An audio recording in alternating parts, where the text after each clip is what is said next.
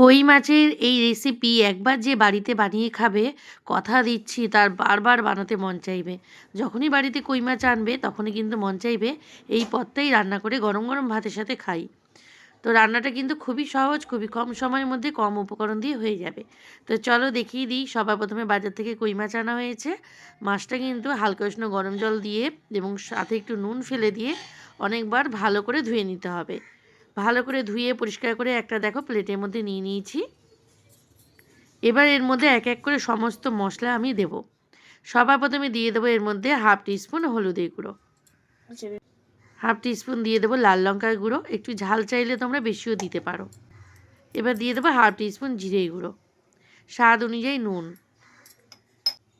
দিয়ে দেবো কিছুটা কাঁচা সর্ষের তেল 2 থেকে 3 চামচ মতো। এবার দিয়ে দেওয়া হবে বেশ অনেকটা পরিমাণে ধনেপাতা কুচি।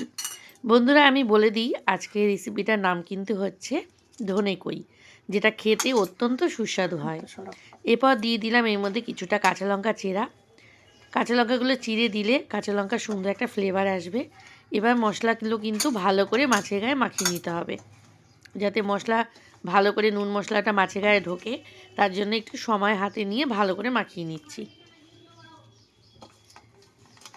সমস্ত মশলা কিন্তু মাছের গায়ে সুন্দর করে মাখানো হয়ে গেছে।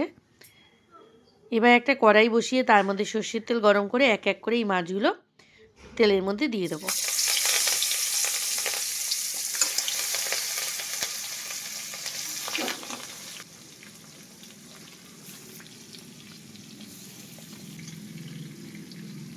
থালায় মশলাটাও কিন্তু দিয়ে দিলাম।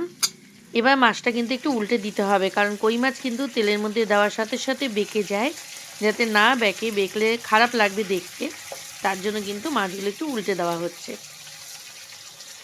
2 থেকে 3 মিনিট ধরে মশলাটা যাতে মাছের সাথে খুব সুন্দর করে কষানো হয়, তার জন্য দেখো এইভাবেই রেখে দিয়েছি। 2 থেকে 3 মিনিট পর কিন্তু আবারও মাছটা উল্টে দেওয়া হচ্ছে।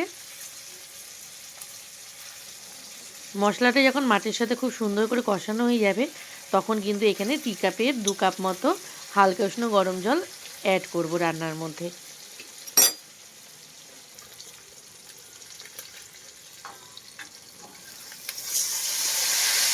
গরম জলটা করে টি কাপে 2 কাপ মতো গরম জল করে মশলা যে থালার মধ্যে মাখানো হয়েছিল সেই মশলার থালাটার মধ্যে জলটা দিয়ে ভালো করে মিশিয়ে কিন্তু রান্নার মধ্যে দিয়ে দিয়েছি, যাতে যেইটুকু মশলা থাকবে সেটা যাতে রান্নাতে আবার দেওয়া যায় তার জন্য।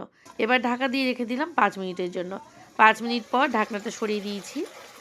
ধনে কই পুরোপুরি কমপ্লিট হয়ে গেছে। সামান্য পরিমাণে ধনেপাতা কুচি আবারও উপর থেকে ছড়িয়ে দিলাম। খুবই ভালো লাগে খেতে এবং খুবই কম সময়ের মধ্যে রান্নাটা হয়ে যায়। প্লাস হচ্ছে খুবই কম মশলা কিন্তু রান্নাতে ব্যবহার হয়েছে। এবার একটা প্লেটের মধ্যে কিন্তু তুলে নেব, কারণ রান্নাটা তো পুরো কমপ্লিট হয়ে গেছে। আজকে শুধু গরম ভাত করেছি আর এই ধনে কই করেছি। বিশ্বাস করো আর কোনো কিছু কিন্তু লাগবে না।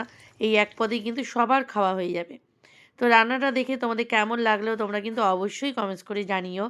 ভালো লাগলে যে সকল বন্ধুরা ইউটিউব থেকে দেখছো, চ্যানেলটাকে অবশ্যই সাবস্ক্রাইব করো, লাইক কমেন্ট শেয়ার করো, পাশে থাকা বেল আইকনটা অবশ্যই প্রেস করো।